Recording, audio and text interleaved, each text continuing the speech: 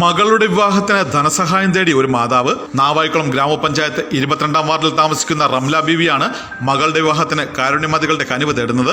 ഡിസംബറിൽ മകളുടെ വിവാഹം മുന്നേ തന്നെ നിശ്ചയിച്ചുറപ്പിച്ചതാണ്.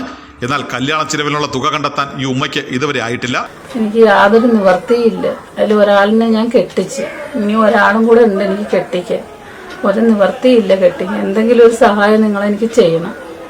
എനിക്കൊരു വീട് പോലും ഇല്ല. ആ അവസ്ഥയിലാണ് ഞാൻ ജീവിക്കുന്നത്. ഒരു ആങ്ങളെ ഉണ്ടായിരുന്നു, മരണപ്പെട്ടു പോയി. ആങ്ങളയ്ക്ക് 2 കിഡ്നിക്കും തകരാറായിരുന്നു. അതിലൊരു കിഡ്നി ഞാനാണ് കൊടുത്തത്. എനിക്കുള്ള ഒരു കിഡ്നി സഹായിച്ചു ഞാൻ. എന്നിട്ട് അവനും എനിക്കില്ല, നഷ്ടപ്പെട്ടു പോയി. ഞാനൊരു കൈ ഒടിഞ്ഞ് കമ്പി ഇട്ടേക്കുന്നു. ജോലി ചെയ്യാൻ നിവർത്തിയില്ലാത്തൊരവസ്ഥയാണ്. എനിക്ക് എന്തെങ്കിലും സഹായം നിങ്ങൾ എല്ലാവരും കൂടെ ചെയ്ത് തന്നെ എൻ്റെ കൊച്ചുങ്ങളെ രക്ഷിക്കണം. ഏത് നിമിഷവും വീടിടിഞ്ഞ് വീഴാറായ ഒരവസ്ഥയാണ്. താർപ്പ് വലിച്ചു കെട്ടിയാണ് ഞാൻ കിടക്കുന്നത്. മഴ പെയ്ത് കഴിഞ്ഞാൽ എഴിച്ചിരിക്കുകയാണ് ചെയ്യുന്നത്, പാത്രങ്ങളും പറക്കി വെച്ചിട്ട്. ആ അവസ്ഥയാണ്. എല്ലാവരും കൂടെ എന്നെ ഒന്ന് സഹായിക്കണം. ആ അവസ്ഥയിലാണ് ഞാനും എൻ്റെ മോളും ജീവിക്കുന്നത്. പഠിപ്പിക്കാൻ നിവർത്തിയില്ല. ഒരു കല്യാണം നടത്താനായിട്ട് ഒരു ആലോചന വന്നിരിക്കുന്നു. ഒരു നിവൃത്തിയില്ല കല്യാണം കഴിച്ചു കൊടുക്കാനായിട്ട്. എന്തെങ്കിലും ഒരു സഹായം നിങ്ങൾ എല്ലാവരും കൂടെ എനിക്ക് ചെയ്തു തരണം.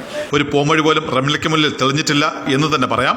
എല്ലാം സർവേശ്വരന് മുന്നിൽ പ്രാർത്ഥനാപൂർവ്വം സമർപ്പിച്ചിരിക്കുന്നു എന്ന റംല എന്ന ഉമ്മയുടെ മറുപടി. അടച്ചുറപ്പില്ലാത്ത പഴയ ജീർണിച്ച വീട്ടിലാണ് റംല ബീഗവും മകളും കഴിയുന്നത്.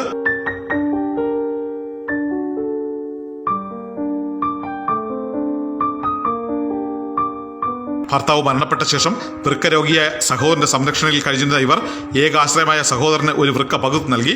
എങ്കിലും അധികനാൾ അദ്ദേഹം ജീവിച്ചിരുന്നില്ല. അതോടെ ആകെ ഉണ്ടായിരുന്ന ആശ്രയവും ഇല്ലാതായി.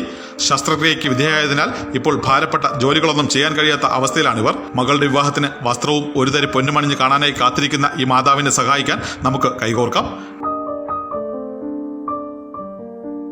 News bureau, Parippally.